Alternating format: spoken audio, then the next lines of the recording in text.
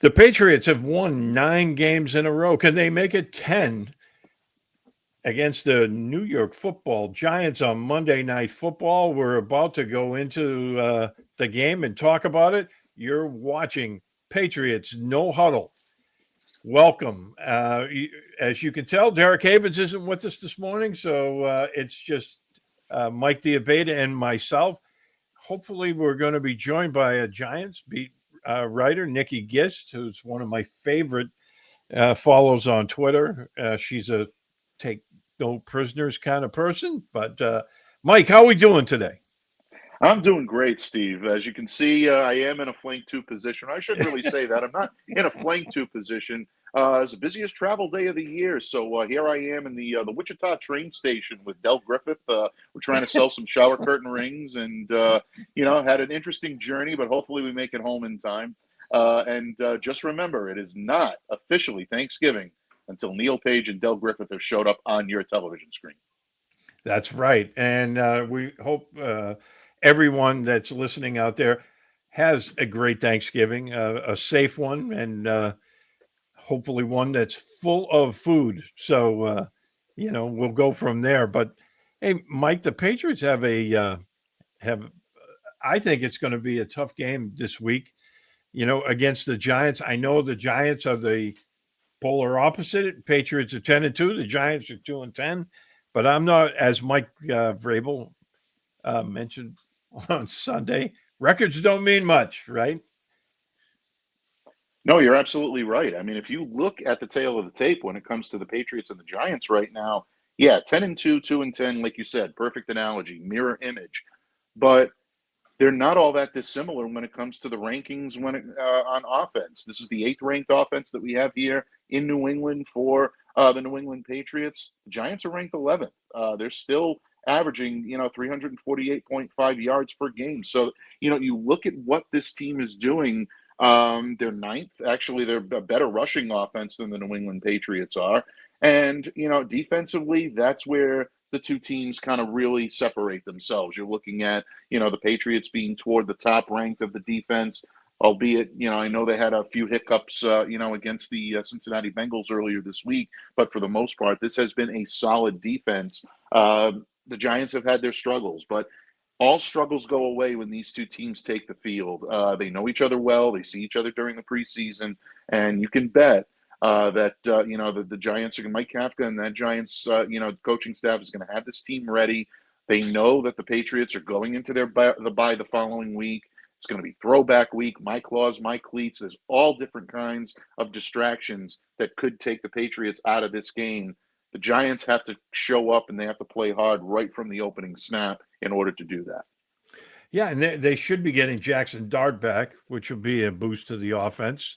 Um, Although, like James Winston, I thought he played really well last week.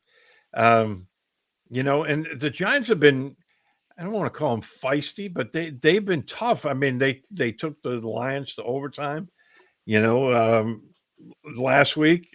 I mean, if it wasn't for the offense kind of sputtering down the stretch a bit, they probably win that football game.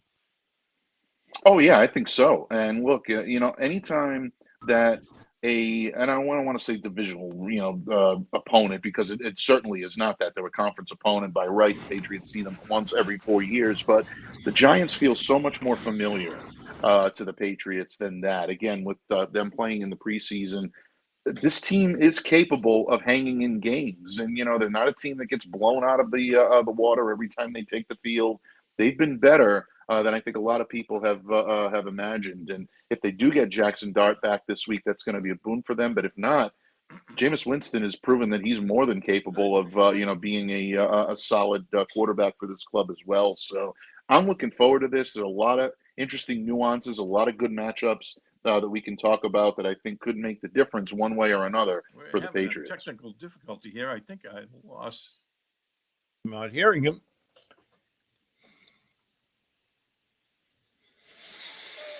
Can you hear me now? The joys, the absolute joys of the internet.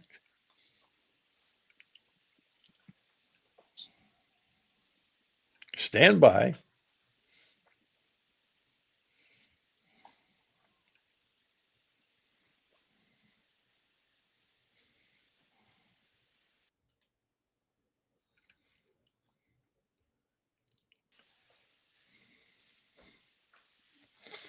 Mike, can you hear me? I can hear you. Can you hear me? Well, hopefully, you folks out there can still hear me. Apparently, I've lost Mike's audio. Look, the Patriots, I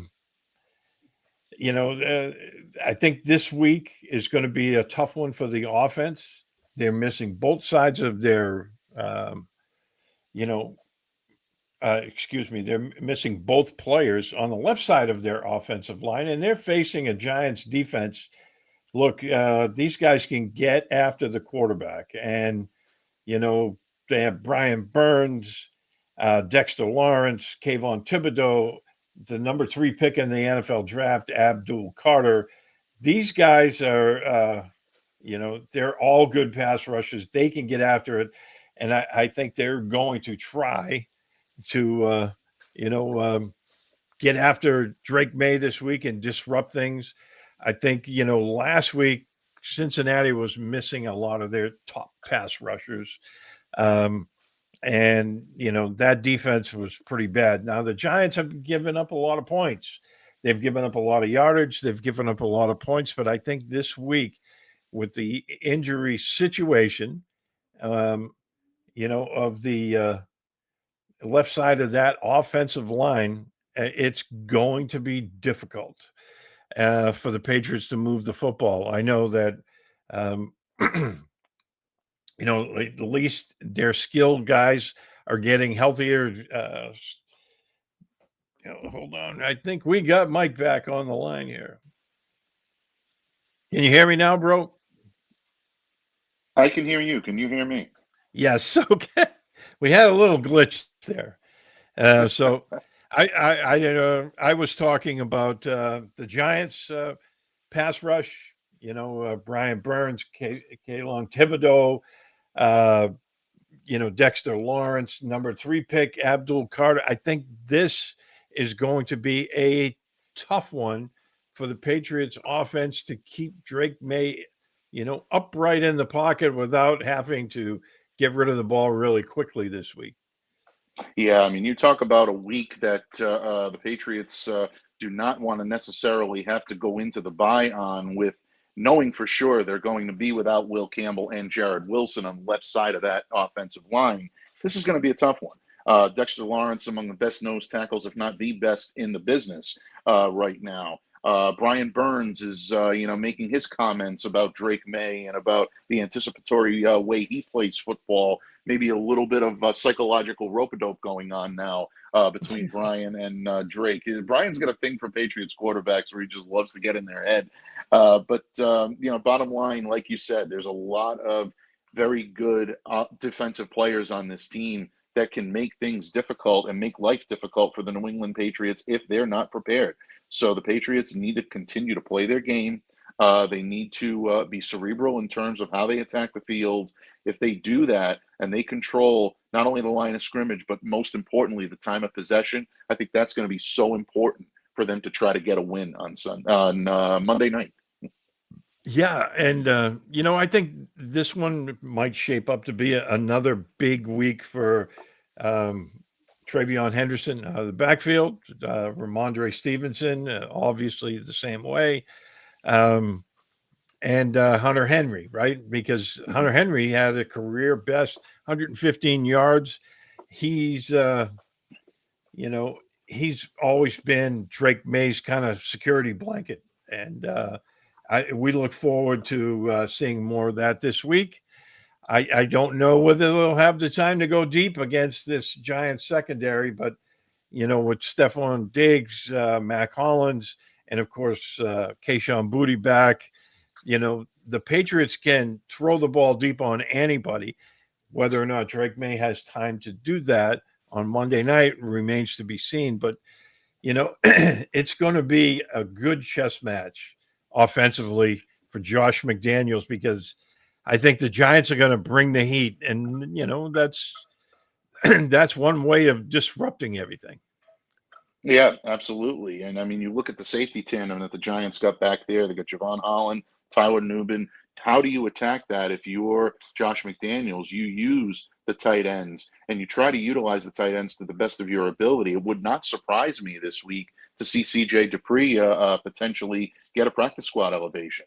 They might have a need for an extra tight end to come in to be able to play that blocker's role, so that way he can free up Jack Westover to be a full-time fullback, and they can even use him in goal line stands. We saw some of the goal line breakdowns that the Patriots have had in years past. Whenever they've had that type of miscommunication or those problems, Josh McDaniels, in his previous incarnations, used to rely on a guy named James Devlin every time he needed a little bit of a boost in that area. Would not shock me to see them try to use Westover in a similar fashion this week. So a lot of strategy coming into this game. I know Patriots fans are starting to look at the Bills, and they're starting to look at the Ravens coming out of the bye. Do not sleep on this matchup. If the Patriots don't come in 100% laser focused on winning this game as if it were a playoff game, the Giants can make them pay for it, and make no mistake about it, they will. Yeah, absolutely. And of course, we have to mention this. The Giants are the number 32 team in the NFL against the run.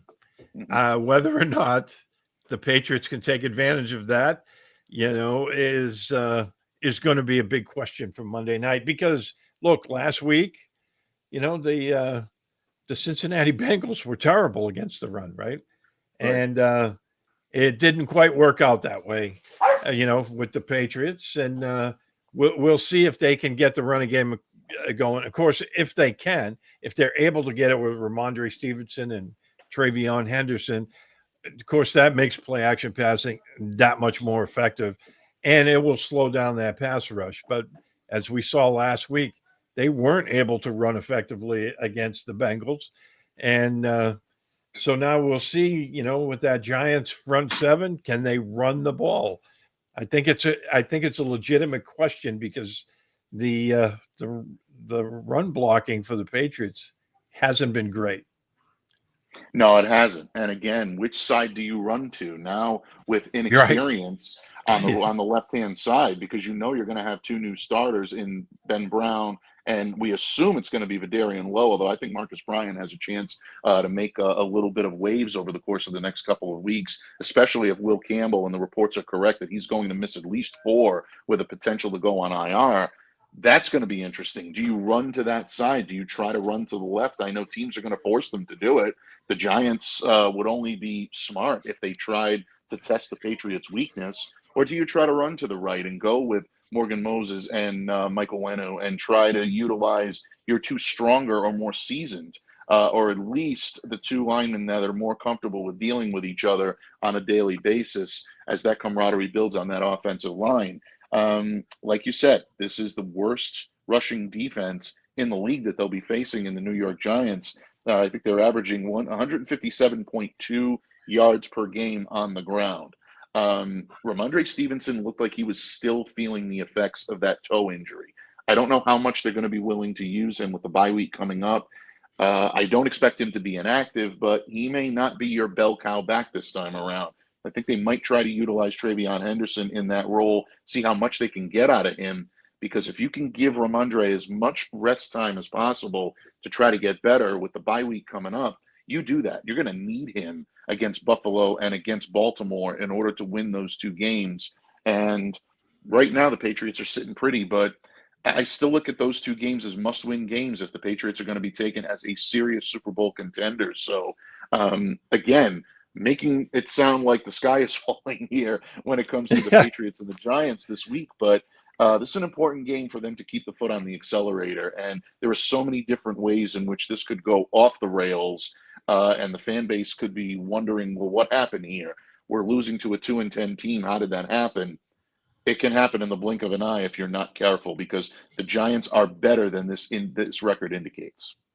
Yeah, and again, going back to the moving parts on the offensive line, right? One of the underrated aspects of offensive line play is communication. It's one thing going one-on-one against a pass rusher, but when teams start to stunt or bring blitzes, that communication of who can pick up what guy or whatnot is always a very underrated part of this.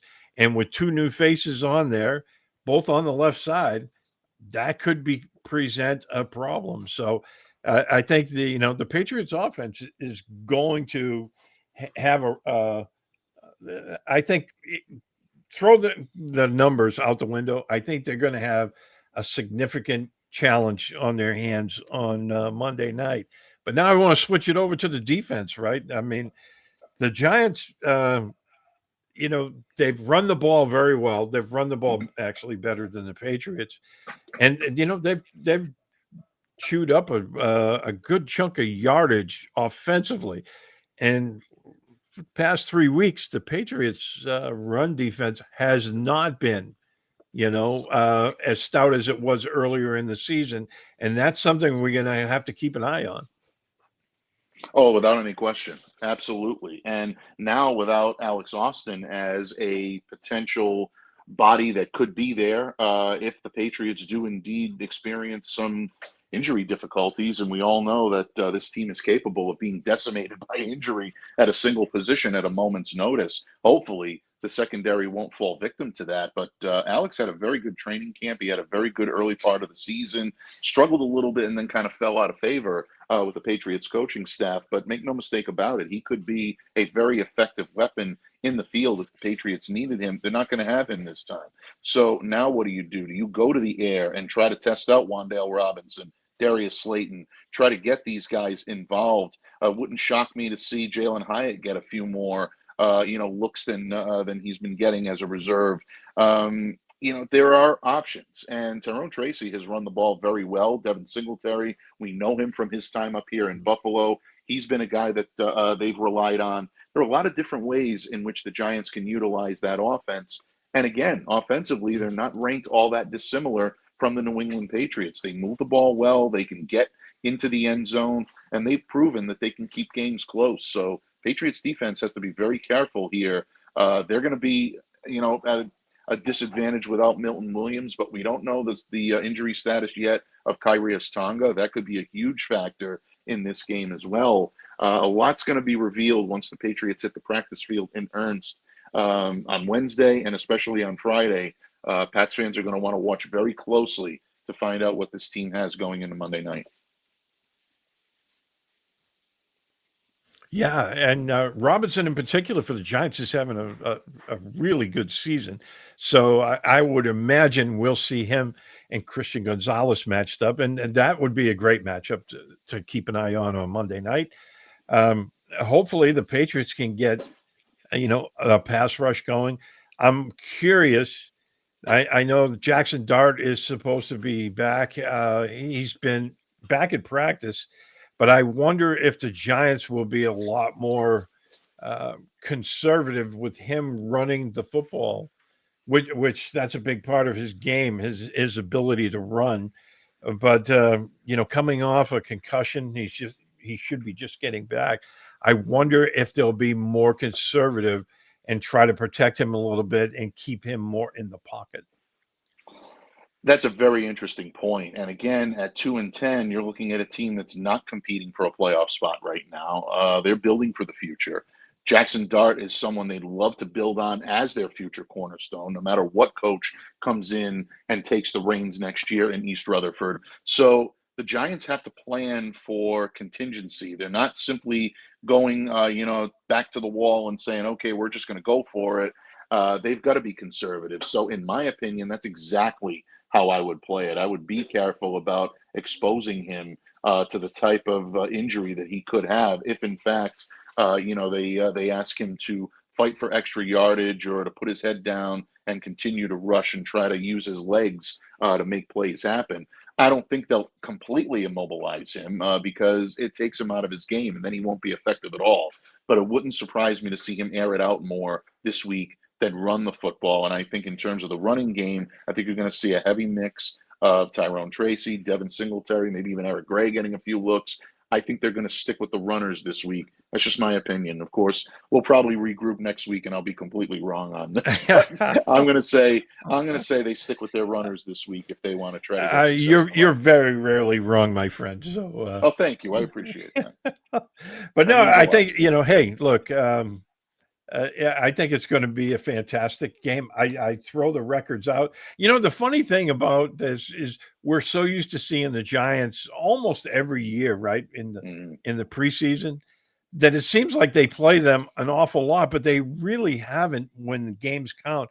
I think this is going to only be the 13th time that they meet each other in the regular season. I know they met obviously a couple of times in the Super Bowls, which we won't talk about today, but um, you know, um, it seems like the Giants are they play them a lot more than they actually have. So it's going to be, I think it's going to be a good game. But before we get into our predictions, let's talk a little bit about Thanksgiving, right? I mean, I Mhm. think there's a couple of really intriguing games.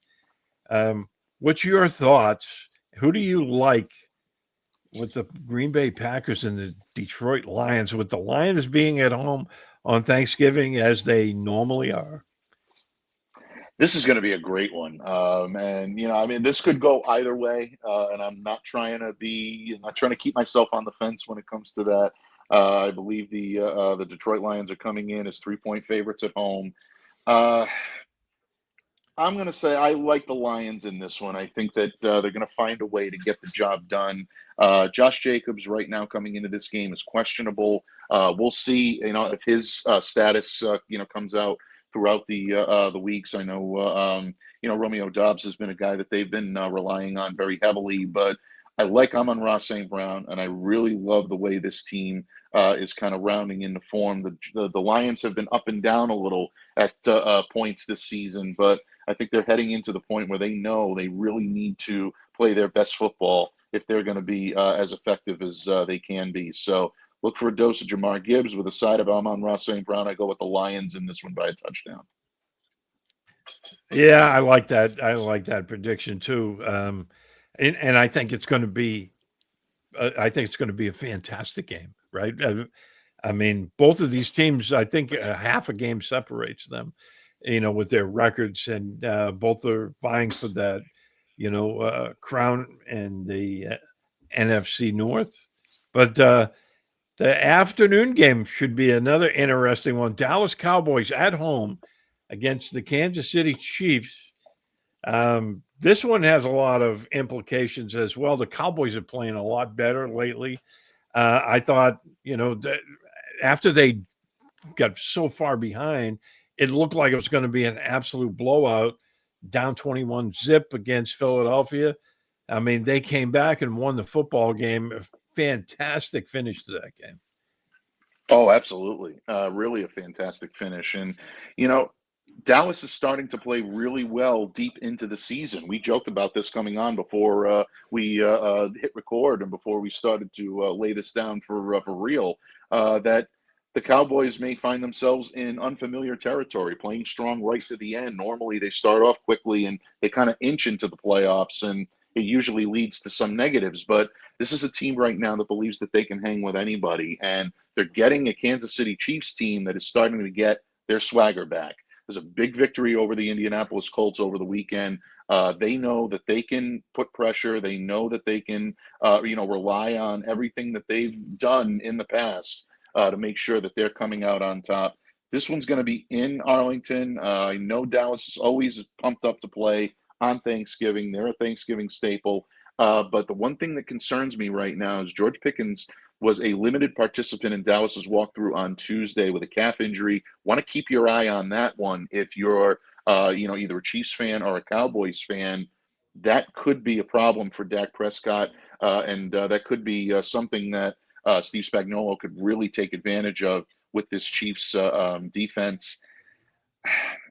Steve, I'm a big fan of Ric Flair. You know that. I'm going to go with to be the man, you got to beat the man. And I think Yep. that the Kansas City Chiefs are just starting to round into form at the right time. I think they get the job done, but I don't think it's going to be a blowout by any means. I think they take this game by a 4-point margin. I think you're spot on with that one. It's going to be interesting because if the Chiefs struggle again, there's going to be continued questions about whether or not this team is going to be able to withstand another long, deep playoff run. But um, Friday, I mean, we have the game on Friday, which I can't stand Black Friday football game, much like I can't stand the normal Thursday night games. But I think this one will be another one. The Eagles, smarting off that loss to Dallas, are hosting the Bears. How do you like that one? Yeah, they're getting a cantankerous Eagles team that's coming in at this point. And look, Chicago has been the toast of the town, out there. I mean, they're 8-3 at this point. They do have, the same record right now as the defending champions. So they're looking at this as saying, hey, you know what? We can go in there if we can make a play or two and turn the tide. They've got the opportunity to do it, with Caleb Williams and Swift and Adunza and all of these guys that are capable of making plays and keeping things, very copacetic for the Chicago Bears. But again, to be the man, you got to beat the man. And I just think the Philadelphia Eagles are going to come in with a sour taste in their mouth. I think they're going to be looking for an opportunity to flex their muscle on a national stage. I know right now Saquon Barkley is banged up with a groin injury. That could be one to watch heading into this one. But ultimately, even if Saquon is at less than 100%, still think the Eagles have too much on defense, and I think they've got just enough on offense to get this done. So even though I would love to pick the team that starts with a C, ends in an O, and has a Hikag in the middle, and the Bears would be celebrating on the day after Thanksgiving, I think the Philadelphia Eagles take this by a touchdown. Yeah, I think it's going to be a tough game, but I like your pick there as well. I mean, I like the Eagles.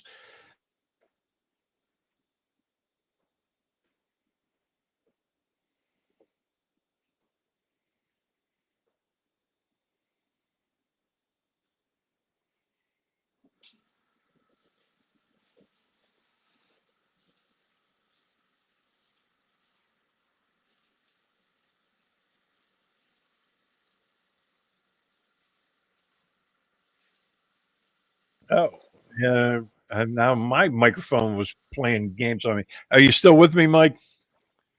I am still with you. I was actually just messaging you to tell you I missed out on your audio, but here you are back. You know what? We're piecemeal on this, Yeah, but we're getting it it's through. the This absolute really is like joys of planes, trains, and automobiles today. It really is. I mean, the plane lands, it can't get off the ground. The train breaks down. The bus is a mess. It's yeah, but you know what? We'll get there. You're gonna see Steve and I carrying a trunk down the street pretty soon, guys. We'll get you there. apparently, I guess our internet is telling us it should be time to take a Thanksgiving Day break. But before we do that, let's a quick prediction: Patriots Giants. How you see it coming? I think Mike Vrabel knows the value of these wins, and I think he knows the value of these games. How important it is to make sure that you're heading into the bye week on a high note. This team has had so many and has come back from a lot of adversity to be one of the top teams in the league right now. They sit atop the AFC East, they sit atop the AFC. The Giants are going to give them all they can handle. I think this is going to be a tough game for the Pats to win. I think the Giants are going to be pumped, and they do just enough to keep this really close down to the wire. But at the end of this, I think the Patriots find a way to pull this out. I like the Pats by a final of 24-20 in this game, and I think it's going to come down to just them making a couple of extra plays down the stretch that ice this one for New England and give them their 11th win of the season. My prediction, I had it written down. It's remarkably close to yours. I have a 23-20 New England. I think they're going to struggle a little bit offensively. We'll see how it all plays out. But I think the defense will be able to make a stop or two when they need to. And I think it's going to be a really good, close game. But hey, that's why they play these, right? And before we go, I want to wish everyone out there happy Thanksgiving. Have a great one. We miss our partner Derek Havens, who's traveling right now, and We haven't been able to talk to him for a couple of days, but hopefully that'll be soon. And sorry we couldn't, have our guest Nikki Gist from the Giants on. I think our fans would have really liked her. She's a take no prisoners kind of person, and obviously something came up where she couldn't make it. But Mike, why don't you take us out? We're going to stop this a little early and go enjoy some Thanksgiving. Absolutely. Steve, so well said. On behalf of Steve Balistreri and our missing partner, but never forgotten, our good buddy Derek Havens, who will join us the next time that we all regroup here on the microphone. I want to wish each of you and each of your families a very happy Thanksgiving. Give thanks for what matters this season, folks. For so many times are so difficult, and it's been such a tumultuous time throughout our entire country, throughout our entire world. And it's nice to be able to take a step back and really be grateful for what truly matters this year. So I wish that for each and every one of you and each and every one of your families this holiday season. And you can catch us when we return to the microphone to break down all the ups and downs, the ins and outs of the Patriots matchup against the New York Giants. Going to be a bye week coming up for the Patriots, but no days off here on Patriots No Huddle. We'll continue to bring you the very latest from Foxborough and our late season analysis as a playoff push is ready to begin for the first time in a long while, and it feels great to say that, Steve. On behalf of Derek Havens, my good buddy and Patriots paisan, Steve Balistreri, I'm Mike Debate, reminding all of you to stay safe, stay well, be the change you wish to see in the world. Happy Thanksgiving, everyone. We'll see you next time on Patriots No Huddle.